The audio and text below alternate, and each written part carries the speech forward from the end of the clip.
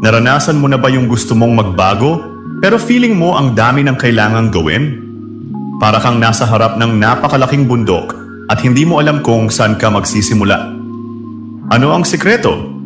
Hindi mo kailangan gawin lahat agad.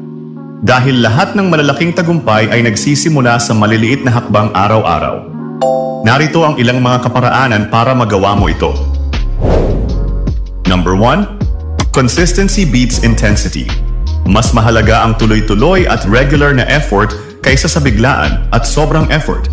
Halimbawa, ang pag-aaral ng bagong skill. Mas epektibo ang 30 minuto araw-araw kaysa sa 5 oras isang beses sa isang linggo. Or ang pag-e-exercise ng mahigit 15 hanggang 30 minuto araw-araw ay mas productive kaysa sa isang mahaba pero bihirang session ng pag-e-exercise. Anyways, ang araw-araw na effort maliit man or malaki ay mas powerful kaysa sa isang malaking effort na hindi mo na kayang ulitin at gawin. Number 2. Small wins build momentum. Ang idea na ito ay nagsasabing, ang bawat maliit na achievement ay nagbibigay ng motivation para ipagpatuloy mo pa ang goal mo. Halimbawa, kung nagsasave ka ng kahit maliit na halaga araw-araw, sa paglipas ng panahon, malaki na ang naiipon mo. Or, kung nakakatapos ka ng maliit na task bawat araw, unti-unti ka ding nakakarating sa mas malalaking task at achievements. Naalala ko tuloy ang sabi ng kaibigan ko noon sa trabaho. Ganito ang sinabi niya, i-celebrate mo ang iyong maliliit na tagumpay dahil ang mga bagay na yan ang magtutulak sa iyo tungo sa malalaking tagumpay. Number 3. Break big goals into small steps. Ito ay isang idea at suggestion na hatiin mo ang malaking goal sa mga manageable at achievable na mga daily tasks. So anong ibig sabihin nito? Ganito po yan mga ma'am at sir, halimbawa. Kung ang goal mo ay magpaganda at magpa-sexy ng katawan, ganito ang gawin mo.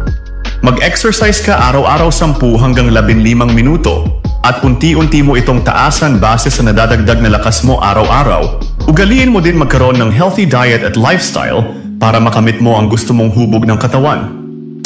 Anyways, ang purpose ng paghahati ng goals sa maliliit na hakbang ay nagpapaigting ng pagnanasa na magpatuloy hanggang sa makarating ka sa iyong success.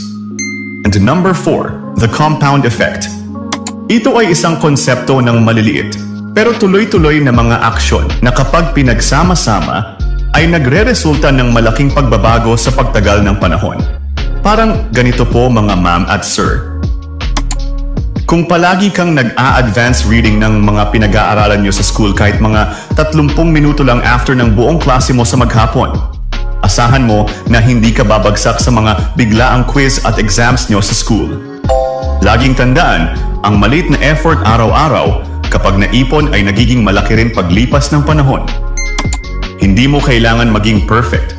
Hindi mo kailangan gawin agad ang lahat. Ang mahalaga, araw-araw kang may ginagawang produktibo at makabuluhang bagay para maabot mo ang mga pangarap mo. Kaya kung may gusto kang gawin, mas magandang simulan mo na ito ngayon.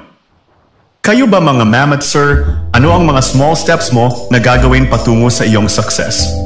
Share mo naman sa comment box ang iyong goal sa buhay at masaya kong babasahin at iha-heart ang inyong mga komento. At dito na po matatapos ang ating video at maraming salamat po sa lahat ng mga nakapanood at mga nakinig. See you on the next episode. Goodbye.